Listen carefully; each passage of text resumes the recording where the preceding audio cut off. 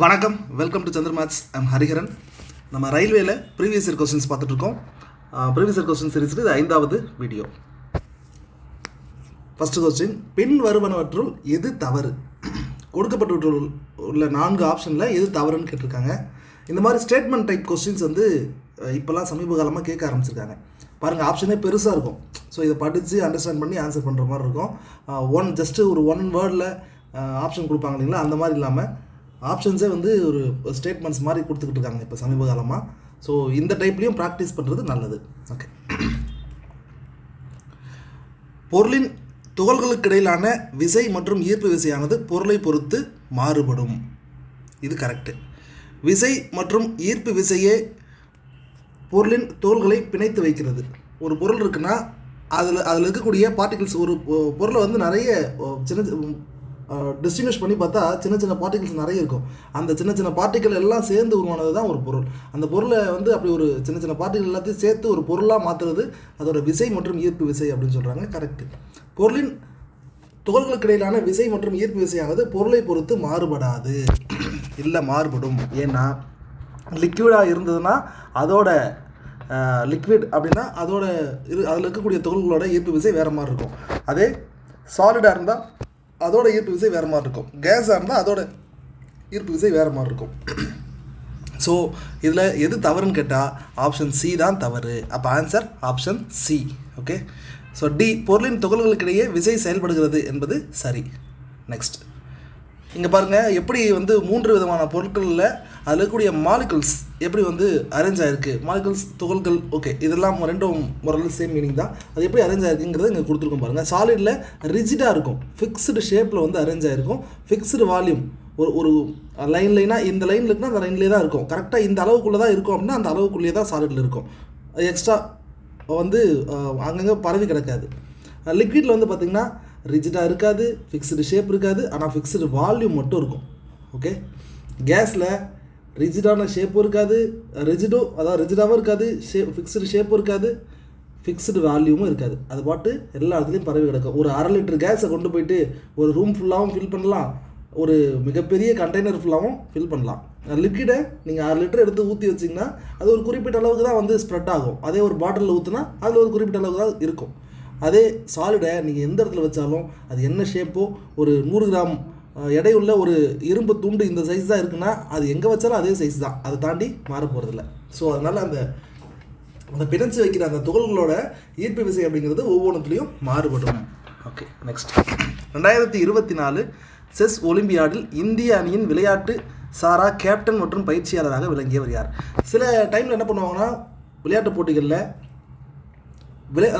அதில் பிளேயிங் 11, இப்போ கிரிக்கெட்டில் கூட சொல்லுவாங்க பிளேயிங் 11 அப்படின்னு சொல்லுவாங்க இல்லைங்களா. அந்த விளையாடுறவங்களை தாண்டி எக்ஸ்ட்ராவாக சில ஆட்களை கூட்டு போவாங்க. அதில் எக்ஸ்ட்ராவாக இருக்கிறதுல நிறைய அந்த எக்ஸ்ட்ரா இருக்கிறவங்கள சப்ஸ்டியூட் அப்படின்னு தான் சொல்லுவாங்க. பட் என்னென்னா, தேவைப்படும் போது யூஸ் பண்ணாமல் அவங்க ஏற்கனவே பெரிய ஆளாக இருப்பாங்க. ஃபார் எக்ஸாம்பிள் MS தோனி மாதிரி ஒரு ஆள் பார்த்திங்கன்னா அந்த டைமில் அவரை விளையாட வைக்க வேண்டாம், ஜஸ்ட் அவர் வழிகாட்டுற ஆலோசனை மற்றும் வழிகாட்டியாக மட்டும் கூப்பிட்டு போவாங்க. ஆனால் ஒரு மிகப்பெரிய ஒரு ஆள் அப்படிங்கிறதால அவர் கேப்டனாக வச்சுப்பாங்க. ஸோ இதே மாதிரி செஸ்லேயும் பண்ணியிருக்காங்க. இப்போ 2024 செஸ் ஒலிம்பியாடில் இந்திய அணியின் விளையாட்டு சாரா கேப்டன் மற்றும் பயிற்சியாளராக விளங்கியவர் யார் அப்படின்னு கேட்குறாங்க. இதுக்கான ஆன்சர் ஸ்ரீநாத் நாராயண். இவர் கொஞ்சம் செஸ்ஸில் ஃபேமஸான ஆள் தான். சரிங்களா. இப்போ இந்த 2024 கரண்ட் அஃபேர்ஸ் பர்டிகுலர்லி நல்லா பார்த்துட்டே வாங்க. ஸ்போர்ட்ஸு, அப்புறம் சினிமா, அவார்ட்ஸு, அப்பாயின்மெண்ட்ஸு, இதெல்லாம் அடிக்கடி கரண்ட் அஃபேர்ஸில் கேட்கக்கூடிய கொஸ்டின் டாபிக்ஸாக இருக்குது. இந்த டாபிக்லாம் கொஞ்சம் நல்லா பார்த்துக்கோங்க. நெக்ஸ்ட், செம்பின் மின்னார் பகுப்பு சுத்திகரிப்பில் பின்வரும் எலக்ட்ரோலைட்டுகளில் எது பயன்படுத்தப்படுகிறது? Which of the following electrolytes is used in the electrolytic refining of copper? So மின்சாரத்தை பயன்படுத்தி காப்பரை ரிஃபைன் பண்ணுறதுல பின்வரும் எந்த ஆப்ஷன் பயன்படுகிறது அப்படின்னு கேட்குறாங்க. காப்பர் சல்பேட் அப்படிங்கிறதா அதுக்கான கரெக்டான ஆன்சர். சரிங்களா. The electrolyte used in electrolytic refining of copper is an acidic solution of copper sulphate. Copper sulphate and sulphuric acid, இது ரெண்டுத்தையும் சேர்த்து தான் இந்த எலக்ட்ரோலிட்டிக் ரிஃபைனிங் பண்ணுறாங்க, தூய்மையாக்கம், சுத்திகரிப்பு பண்ணுறாங்க. ஸோ இது கெமிஸ்ட்ரியில் வரக்கூடியது. ஸோ இந்த டாப்பிக்கை பார்த்திங்கன்னா எல்லோரும் காமனாக படிச்சிருக்க மாட்டோம். ரொம்ப ரேராக தான் இது மாதிரி கொஸ்டின்ஸ் கேட்குறாங்க. பட் நம்ம என்னென்னா மேக்ஸிமம் இந்த அரிஹந்த் ஆர் லூசன்ட்டில் எக்ஸாம்பிள் கொடுத்துருப்பாங்க இல்லைங்களா, அந்த ஈக்குவேஷன்ஸை பார்த்துட்டு போனாவே போதுமானது. இந்த மின்னாற் பகுத்தல் அப்படிங்கிற ஒரு டாப்பிக்கில் அந்த எலக்ட்ரோலிசிஸ் சொல்லுவாங்க, அந்த டாப்பிக்கில் வந்து பார்த்திங்கன்னா சில ஒரு 4-5 எக்ஸாம்பிள்ஸ் தான் கொடுத்துருப்பாங்க. அதை பார்த்துட்டு போனாவே போதுமானது. ஓரளவுக்கு நம்மளால் இதுக்கு ஆன்சர் பண்ண முடியும். Okay, next. லெப்ஸா பாரம்பரிய தொப்பி செய்வதில் புகழ்பெற்ற பின்வரும் எந்த கலைஞர் 2024 பத்மஸ்ரீ விருது பெற்றுள்ளார்? ஆக்சுவலி இது கரண்ட் அஃபேர்ஸ் கொஸ்டின். இந்த பத்மஸ்ரீ கரண்ட் அஃபேர்ஸில் இன்னொரு டாபிக் விட்டுட்டேன். அந்த பத்ம அவார்ட்ஸ்ன்னு சொல்லுவோம் இல்லைங்களா, பத்மஸ்ரீ, பத்மபூஷன், பத்ம விபூஷன். அந்த பத்ம அவார்ட்ஸில் யார் யார் என்னென்ன அவார்டு வாங்கியிருக்காங்க அப்படிங்கிறத வருஷம் இந்த வருஷம் இப்போ 2025 படிக்க போகிறீங்க அப்படின்னா 2025ல் ஆல்ரெடி அனௌன்ஸ் பண்ணிட்டாங்க யார் யார் வாங்கியிருக்காங்க, அவங்க என்ன ஃபீல்டுக்காக வாங்கியிருக்காங்க அப்படிங்கிறத ஜஸ்ட் அவங்கள பற்றி அட்லீஸ்ட் ஒரு 2 லைன்ஸாக உங்களுக்கு தெரியணும். அவர் யார் அப்படிங்கிறதுக்காக தெரியணும். இப்போ அஜித் வாங்கியிருக்காரு அப்படின்னா அஜித் குமார் யார் அப்படிங்கிறத தெரிஞ்சுக்கணும். அவர் ஒரு ஆக்டர் மட்டும் யோசிக்காமல் அவர் ஒரு கார் ரேசர், அவர் ஒரு விளையாட்டு வீரர் அப்படிங்கிறதையும் நம்ம தெரிஞ்சு வச்சுருக்கணும். ஸோ இந்த மாதிரி இவருக்கு எதுக்காக இந்த விருது கொடுத்தாங்க அப்படிங்கிற ஒரு ஒன்லைனாவது நீங்கள் தெரிஞ்சுக்கணும். அவர் எந்த ஸ்டேட்டை சார்ந்தவர்களும் தெரிஞ்சுக்கணும், ரொம்ப முக்கியம். சரிங்களா? ஸோ அந்த வகையில் இந்த லெப்ஸா பாரம்பரிய தொப்பி செய்வதில் புகழ்பெற்ற ஒரு கலைஞருக்கு 2024 பத்மஸ்ரீ விருது கொடுத்துருக்காங்க. அவர் யாருன்னு கேட்டால் ஜோர்டன் லெப்ஷா. இந்த லெப்ஷா அப்படிங்கிறவர் சிக்கிம் மாநிலத்தை சார்ந்தவர். சிக்கிம் இந்த இருக்கு இல்லைங்களா, இதான் அந்த லெப்ஷா தொப்பி. இதை செய்யறதுல தான் அவர் புகழ்பெற்றவர். பாரம்பரியமான தொப்பி இது சிக்கிமில். நெக்ஸ்ட், 10 மீட்டர் நீளமுள்ள செம்பு கம்பியின் மின்தடை 6 ஓம் எனில் 5 மீட்டர் நீளமுள்ள செம்பு கம்பியின் மின்தடை என்ன? இந்த மின்தடை, ஒரு பொருளின் மின்தடைக்கான ஃபார்முலா அப்படின்னு ஒன்று இருக்குது. R = ρ L/A. இதுதான் அதுக்கான ஃபார்முலா. இதில் R அப்படிங்கிறது மின்தடை, ரோ அப்படிங்கிறது குறிப்பிட்ட ஒரு பொருள். ஃபார் எக்ஸாம்பிள் செம்பு அப்படின்னா அந்த செம்போட மின்தடை. சரிங்களா? இப்போ மின்தடை, இந்த R மின்தடைங்கிறது ஒரு கடத்தி செம்பில் உருவாக்கப்பட்ட 5 மீட்டர் அல்லது 10 மீட்டர் நீளமுள்ள ஒரு பொருளோட மின்தடை அப்படின்னு நம்ம ஆரை சொல்லலாம். நம்ம எவ்வளோ நீளத்துக்கான பொருளுக்கு தேவையோ அதை வந்து மின்தடைன்னு சொல்கிறோம். இதே ரோ அப்படிங்கிறது வந்து பார்த்திங்கன்னா அந்த செம்புக்குன்னு ஒரு குறிப்பிட்ட அளவுக்கு மின்தடை எண்ணு ஒன்று சொல்லுவோம் இல்லைங்களா, அந்த ரெசிஸ்டிவிட்டி அது எவ்வளோ அப்படிங்கிறதுக்கு ஒரு கான்ஸ்டண்ட்டான வேல்யூ. செம்புக்கு ஒரு வேல்யூ இருக்கும், இரும்புக்கு ஒரு வேல்யூ இருக்கும், அந்த மாதிரியான கான்ஸ்டன்ட் வேல்யூ.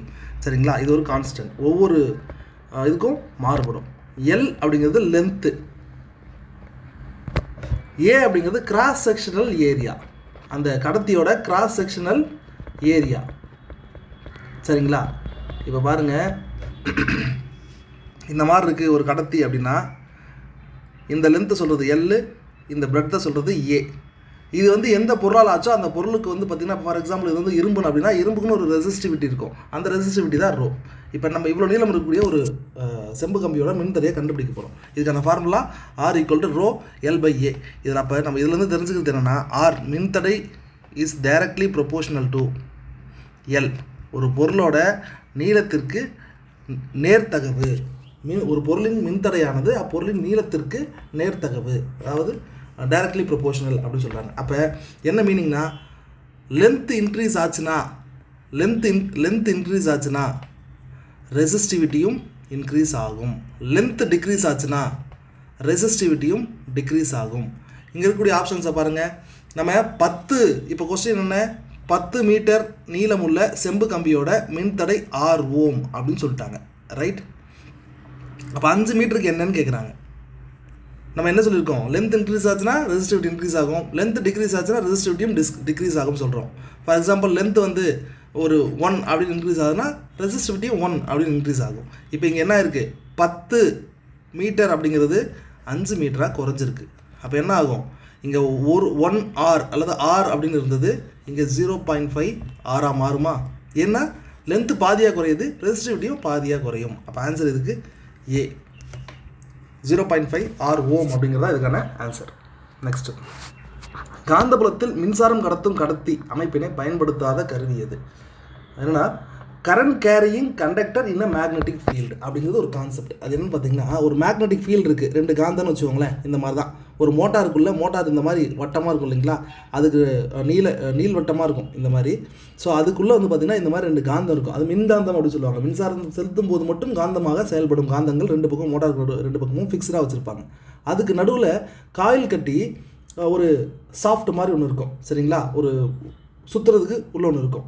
அந்த காயில் கட்டப்பட்ட அந்த உள்ளக்கூடிய உள்கூடு வந்து பார்த்திங்கன்னா அதன் வழியாக மின்சாரத்தை செலுத்தும் போது அது சுற்ற ஆரம்பிக்கும். ஏன் அப்படின்னு பார்த்தீங்கன்னா, மின்சாரத்தை கடத்தும் ஒரு கடத்தி இந்த வழியாக மின்சாரத்தை அனுப்புகிறோன்னு வச்சுக்கோங்களேன், ஐ அப்படிங்கிற மின்சாரத்தை அனுப்புகிறோன்னா இதை சுற்றி ஒரு காந்த விசையை உருவாக்கும்.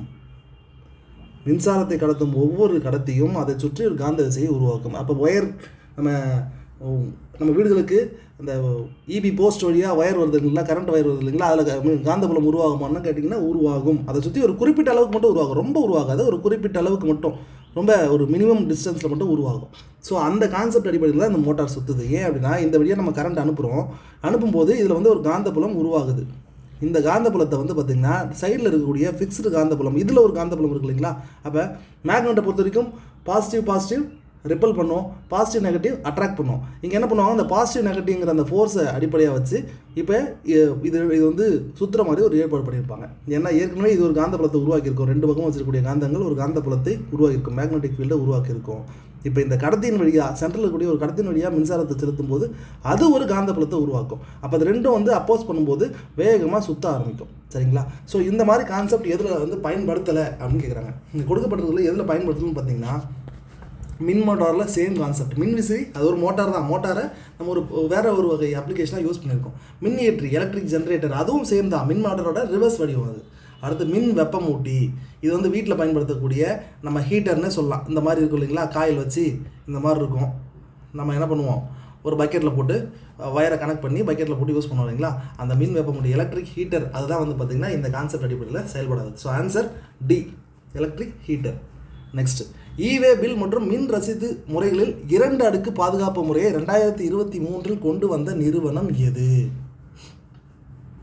2023 which institution implemented 2-factor authentication for all eway bill and invoice system. 2-factor authentication சிஸ்டம்னா என்ன தெரியுங்களா?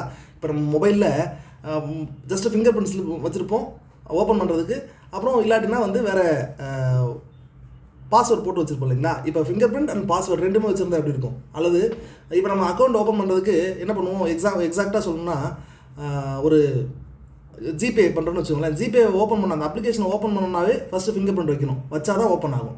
அடுத்து அதுக்குள்ளே போய்ட்டு அமௌண்ட்டை ட்ரான்சாக்ஷன் பண்ணால் அங்கே நீங்கள் ஒரு பின்கோடு மாதிரி ஒன்று உருவாக்கி வச்சுருப்பீங்க, 6 டிஜிட் பின்கோடு, அதை நீங்கள் என்ட்ரு பண்ணணும். ஸோ இதுதான் 2-factor. ஃபஸ்ட்டு ஒரு ஃபேக்டர் ஃபிங்கர் பிரிண்ட்டை வச்சு உள்ளே என்ட்ரு ஆகிடுறீங்க, ஃபஸ்ட்டு ஃபேக்டர். செகண்ட் ஃபேக்டரு உள்ளே போய்ட்டு ஒரு 6 டிஜிட்டில் வந்து ஒரு பாஸ்வேர்டு வந்து என்ட்ரி பண்ணுறீங்க இல்லைங்களா, அது 2-factor. அப்போ இந்த மாதிரி 2 ஃபேக்டர் அத்தன்டிகேஷன் சிஸ்டமை 2023 கொண்டு வந்த அமைப்பு எது அப்படின்னு கேட்குறாங்க. ஓகே, ஸோ இது இன்ட்ரடியூஸ் பண்ணவங்க யாருன்னு பார்த்தீங்கன்னா, central board of indirect taxes and customs அப்படின்னு சொல்லக்கூடிய சிபிஐசி. இவங்க தான் வந்து இன்ட்ரடியூஸ் பண்ணியிருக்காங்க. Central board of indirect taxes and customs இவங்க தான் இன்ட்ரடியூஸ் பண்ணியிருக்காங்க. சிபிடிடினா என்னது, central board of direct taxes. இது நேரடி வரி அகல் ஆணையம். இப்போ ஃபார் எக்ஸாம்பிள் நம்ம வருமான வரி, சொத்து வரியெல்லாம் நேரடி வரி. இன்டைரக்ட் டாக்ஸ்னால் என்னது, பொருட்களை உற்பத்தி செய்கிறது மூலமாக நம்ம அதை பொருட்களை வாங்குறது விற்கிறது மூலமாக செலுத்தக்கூடிய வரி வந்து இன்டைரக்ட் டாக்ஸ். அடுத்து செபி அப்படின்னா என்னென்னு பார்த்தீங்கன்னா, securities and exchange board of India, SEBI. இவங்க தான் வந்து பார்த்திங்கன்னா ஷேர் மார்க்கெட்டை ஒழுங்குமுறைப்படுத்தக்கூடிய ஒரு ஆணையம். அடுத்து ஆர்பிஐ, உங்களுக்கு தெரிஞ்சது தான், ரிசர்வ் பேங்க் ஆஃப் இந்தியா, இந்தியாவோட வங்கி அமைப்பின் கட்டுப்பாட்டாளர் இவர் தான், தலைமை வங்கி, இந்தியாவின் தலைமை வங்கி அப்படின்னு சொல்லலாம். இதுக்கான ஆன்சர் என்னன்னு பார்த்தீங்கன்னா சி, சரிங்களா. இது ஒரு கரண்ட் அஃபேர்ஸ் கொஸ்டின். நிறைய கரண்ட் அஃபேர்ஸ் கொஸ்டின்ஸ் கேட்குறாங்க, ஆனால் ரொம்ப ப்ராமினெண்ட்டான கரண்ட் அஃபேர்ஸ் தான் கேட்குறாங்க. ரொம்ப டெப்த்தாக போய் கரண்ட் அஃபேர்ஸில் இது என்ன மாதிரி இருக்கும், அந்த மாதிரி இருக்கும் ஸ்டேட்மெண்ட்டு அப்போல்லாம் கேட்கல. ரொம்ப ப்ராமினெண்ட்டாக பேசிக்காக தான் கேட்குறாங்க. நீங்கள் ஜஸ்ட்டு அந்த கரண்ட் அஃபேர்ஸ் எந்த ஒரு மெட்டீரியலில் படித்தாலும் ஃபஸ்ட்டு ஒரு 4 லைன் படித்தா போதும். மேலே டாபிக் கொடுத்துருப்பாங்க, கீழே இன்ட்ரோ மாதிரி ஒரு 2 லைன் கொடுத்துருப்பாங்க இல்லைங்களா, இதை மட்டும் படித்தாவே போதும். அவன் ஃபுல்லாக நிறைய பேராக கொடுத்தா கூட அதெல்லாம் படிக்காமல் ஜஸ்ட்டு ஒரு 4 லைன் அளவுக்கு என்ன வாட் இஸ் வாட்னு படித்தாலே கரண்ட் அஃபேர்ஸை அட்டன் பண்ணுற மாதிரி தான் இருக்குது. நெக்ஸ்ட் 1968ஆம் ஆண்டு பத்மஸ்ரீ விருது பெற்று 2024 பத்மபூஷன் விருது பெற்ற இந்திய பரதநாட்டிய கலைஞர் மற்றும் திரைப்பட நட்சத்திரம் யார்? ஸோ இவங்க 1968 பத்மஸ்ரீ வாங்கிட்டாங்க, 2024 பத்மபூஷன் வாங்கியிருக்காங்க. இவங்க பரதநாட்டிய கலைஞர் மற்றும் திரைப்பட நட்சத்திரம். இவ்வளோ ஹிண்ட் கொடுத்துட்டா யாருன்னு கேட்குறாங்க. யார் அப்படின்னு பார்த்தீங்கன்னா வைஜெயந்தி மாலா. ஸோ இவங்க தான் வந்து 1968 இந்த பத்மஸ்ரீயை வாங்கி 2024 பத்மபூஷனையும் வாங்கியிருக்காங்க. இவங்க ஒரு பரதநாட்டிய கலைஞர் மற்றும் திரைப்பட நட்சத்திரம். தமிழ்நாட்டை சார்ந்தவங்க.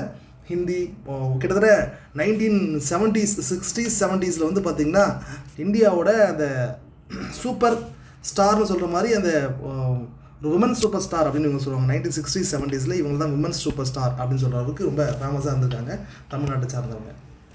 அடுத்து பத்மா அவார்ட்ஸ். பத்மா அவார்ட்ஸ் அப்படின்றது பார்த்திங்கன்னா 1954 முதன்முறையாக துவங்கியிருக்காங்க. ஒவ்வொரு ஆண்டும் குடியரசு தின விழா அன்னைக்கு அறிவிக்கிறாங்க. எல்லா துறைகளிலும் சிறந்து விளங்கியவர்களுக்கு, அதுவும் பப்ளிக் சர்வீஸ் செஞ்சவங்களுக்கு இந்த விருதுகளை கொடுக்குறாங்க. 3 கேட்டகரிஸ் இருக்குது. பத்ம விபூஷன், பத்மபூஷன், பத்மஸ்ரீ. இதில் பத்ம விபூஷன் அப்படிங்கிறது பெருசு, அடுத்து பத்மபூஷன், அடுத்து பத்மஸ்ரீ. இது வந்து பார்த்திங்கன்னா பத்மா அவார்ட்ஸ் கமிட்டி அப்படிங்கிறது பிரைம் மினிஸ்டரால் ஒவ்வொரு வருஷமும் அதாவது உருவாக்கப்படும். அவங்க ரெக்கமெண்ட் பண்ணுறவங்க தான் கொடுப்பாங்க. சரிங்களா? இது வந்து பார்த்திங்கன்னா இது வரைக்கும் 1978 79 மொரார்ஜி தேசாய் பீரியட்லேயும் 1993 97 அந்த 93 97 வரைக்கும் இந்த பீரியட்லேயும் வந்து பார்த்திங்கன்னா இதை சஸ்பெண்ட் பண்ணி வச்சுருந்துருக்காங்க. சரிங்களா? இடைக்காலமாக நிறுத்தி வச்சுருந்தாங்க 2 வாட்டி. இது முதல் வாட்டி, இது 2வது வாட்டி. அடுத்து ஒவ்வொரு வருஷமும் அதிகபட்சம் எவ்வளோ பேர் கொடுக்கலாம் பார்த்தீங்கன்னா 120 பேர் கொடுக்கலாம். ஞாபகம் வச்சுக்கோங்க, 120 மெம்பர்ஸ் கொடுக்கலாம். அதனால தான் கிட்டத்தட்ட ஒவ்வொரு வருஷமும் இந்த 3ஐயும் சேர்த்து 100 பேருக்கு மேலே தான் அவார்ட்ஸே கொடுப்பாங்க. ரொம்ப கம்மியான கொடுக்க மாட்டாங்க, 100 பேர் அந்த அளவுக்கு வந்துடும். ஸோ அவ்வளோ பெரிய நம்ம படித்து யார் எதுக்கு வாங்கினாங்கிறத தெரிஞ்சுக்கணும். அது கொஸ்டின்ஸ் நிறைய கேட்குறாங்க. அடுத்து செப்டம்பர் 17 2024 அன்று போதைப்பொருள் கட்டுப்பாட்டு பணியகத்தின் நார்காட்டிக்ஸ் கண்ட்ரோல் பீரோ NCB அப்படி சொல்லுவாங்க இல்லைங்களா, அந்த நார்காட்டிக் கண்ட்ரோல் பீரோவோட டைரக்டர் ஜெனரலாக DGயாக யாரை அப்பாயின்ட் பண்ணியிருக்காங்க? அதாவது 2024 17 செப்டம்பர் அன்னைக்கு யாரை அப்பாயின்ட் பண்ணியிருக்காங்க அப்படின்னு பார்த்தீங்கன்னா அனுராக் கார்க் அப்படிங்கிறவர் தான் அப்பாயின்ட் பண்ணியிருக்காங்க. இவர் தான் இப்போவும் இதுக்கு DGயாக இருக்கார். ஓகே, ஸோ அடிக்கடி நம்ம இந்த மாதிரி கொஸ்டின்ஸ்லாம் வந்து கிராஸ் பண்ணுவோம். அப்பாயின்மெண்ட்ஸ் ஹூஸ் ஹூ, அதில் வந்து நிறைய கொஸ்டின்ஸ் வந்து கேட்பாங்க. சில இன்ஸ்டியூட்டுக்கு மட்டும் வந்து பார்த்திங்கன்னா DGயை பற்றி கேட்டுகிட்டே இருக்காங்க. அசாம் ரைஃபிள்ஸ், இந்த சென்ட்ரலில் வந்து பார்த்திங்கன்னா ஒரு 5 ஆயுதப்படைகள் இருக்குது இல்லைங்களா, அவங்களோட DGஸ்லாம் அப்பப்போ மாறிட்டே இருப்பாங்க, கேட்பாங்க. நிறைய சேர்மன்ஸ் SEBI, RBI இவங்களுக்கு இதெல்லாம் நிறைய சேர்மன்ஸ்லாம் இருப்பாங்க இல்லைங்களா, அதெல்லாம் கேட்பாங்க. SBIயோட சேர்மன் யார், அதெல்லாம் பேங்கிங் எக்ஸாமில் கேட்பாங்க. பட் சம்டைம்ஸ் இதுலேயும் கேட்பாங்க. ரயில்வே சம்மந்தப்பட்டதில் டிவிஷன் மேனேஜர் வரைக்கும், ஃபார் எக்ஸாம்பிள் டிவிஷன் கிடையாது, ரீஜனல் மேனேஜர் வரைக்கும் கேட்பாங்க. ஸோ நம்ம மேக்ஸிமம் டாப் போஸ்ட்டில் இருக்கிறவங்களாம் ஞாபகம் வச்சுக்கிறது நல்லது. சரிங்களா? ரயில்வேஸில் அதே மாதிரி 17 மண்டலங்கள் இருக்குது இல்லைங்களா, அந்த 17 மண்டலங்களும் தெரிஞ்சு வச்சுக்கணும்.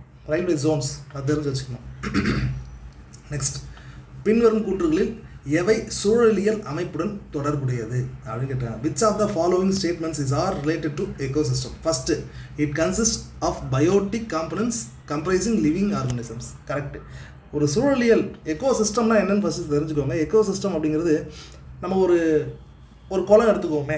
குளம் இருக்குன்னா என்ன இருக்கும்? ஃபஸ்ட்டு மண் இருக்கும், ஒரு பள்ளமாக இருக்கக்கூடிய ஒரு தரை பரப்பு இருக்கும், அது மண்ணால் ஆனது. அதில் ஃபுல்லாக வாட்டர் இருக்கும், ரைட்? அதுவும் இருக்குது. அதில் வந்து பார்த்திங்கன்னா காற்று இன்ட்ராக்ட் ஆகும். சரிங்களா? இப்போ இது 3ம் சேர்ந்தால் தான் உயிரினங்கள் வாழ முடியும். சரிங்களா? ஏன்னா இது 3த்துக்கும் உயிர் இருக்கான்னு கேட்டால் கிடையாது. மண், நீர், வாயு உயிர் இருக்கா? இல்லை. இது அபயோட்டிக் காம்பனண்ட். அடுத்து இதுக்குள்ளே இருக்கக்கூடிய சின்ன சின்ன பாசிகள், பாக்டீரியாக்கள், மீன்கள், இந்த மாதிரி இருக்கிறது எல்லாமே வந்து பார்த்திங்கன்னா பயோட்டிக் காம்பனண்ட். லிவிங் ஆர்கனிசம் சொல்லுவாங்க. இதுக்குள்ளே வந்து பார்த்திங்கன்னா சின்ன சின்ன தாவரங்கள்லாம் கூட வளர்ந்துருக்கும். இது எல்லாமே லிவிங் ஆர்கனிசம். இது எல்லாத்தையும் பயோட்டிக் காம்பனன்ட்னு சொல்லுவாங்க. ஸோ ஒரு எக்கோசிஸ்டம் அப்படிங்கிறது பயோட்டிக் காம்பனன்ட்ஸை உள்ளடக்கியது அப்படின்னு சொல்கிறாங்க. Yes, true. அடுத்து, all green plants and certain bacteria are producers. Correct. பாக்டீரியாஸில் வந்து பார்த்திங்கன்னா சில வகை பாக்டீரியாஸ், இந்த சைனோ பாக்டீரியா, அதெல்லாம் வந்து தனக்கு தேவையான உணவை தானே உற்பத்தி செய்து கொள்ளும். க்ரீன் பிளான்ட்ஸு தனக்கு தேவையான உணவை தானே உற்பத்தி செய்து கொள்ளும். அப்போ இதில் இது ட்ரூ. Statement 2 true. அடுத்து, decomposers break down complex organic into simple organic substance. Correct. Decomposers அப்படிங்கிறது சிதைப்பவர்கள். இந்த சிதைப்பவை என்ன பண்ணும்? அழுகி போனது, இறந்து போன தாவரங்கள், விலங்குகள் இது எல்லாத்தையும் அது வந்து ஒரு காம்ப்ளெக்ஸாக இருக்கக்கூடிய ஒரு ஆர்கானிக் அந்த இதை வந்து பார்த்திங்கன்னா சிம்பிளாக வந்து சிதைக்கிற ஒரு வேலையை செய்யும். ஸோ இதில் வந்து பார்த்திங்கன்னா இந்த மூன்றுமே சரி. ஆப்ஷன் பி அப்படிங்கிறது இதுக்கான ஆன்சர். ஸோ இதுதான் ஒரு எக்கோசிஸ்டம். இதில் பாருங்கள், இந்த நீர், மண், இது எல்லாமே வந்து காற்று, இது எல்லாமே அபயோட்டிக். வெளிச்சம், சூரிய வெளிச்சம், டிஸ்டர்பன்ஸு, மாய்ச்சர் எல்லாமே அபயோட்டிக். பயோட்டிக்னா இது தாவரங்கள், இந்த சின்ன சின்ன உயிரினங்கள், அடுத்து வந்து பறவைகள், மீன்கள், இது எல்லாமே பயோட்டிக். ஸோ எக்கோசிஸ்டம்ங்கிறது தான் பயோட்டிக் ப்ளஸ் அபயோட்டிக் ரெண்டும் சேர்ந்தது தான் எக்கோசிஸ்டம். ஒரு முழுமையான சூழலியல் அமைப்பு அப்படிங்கிறதுல ரெண்டுமே இருக்கும். ஓகே, உங்களுக்கு வேறு ஏதாவது சந்தேகங்கள்னா கேளுங்க. நன்றி, வணக்கம்.